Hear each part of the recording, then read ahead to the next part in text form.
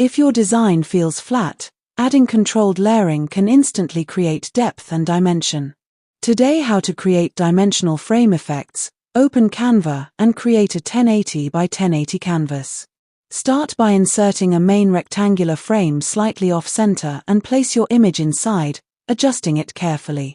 Now duplicate the frame 2 or 3 times, enlarging each copy slightly and placing them behind with reduced opacity to build a layered stack. Add a smaller frame overlapping the main one for contrast.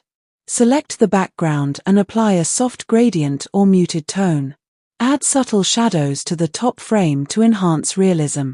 Use position tools to control layering order precisely. Add minimal text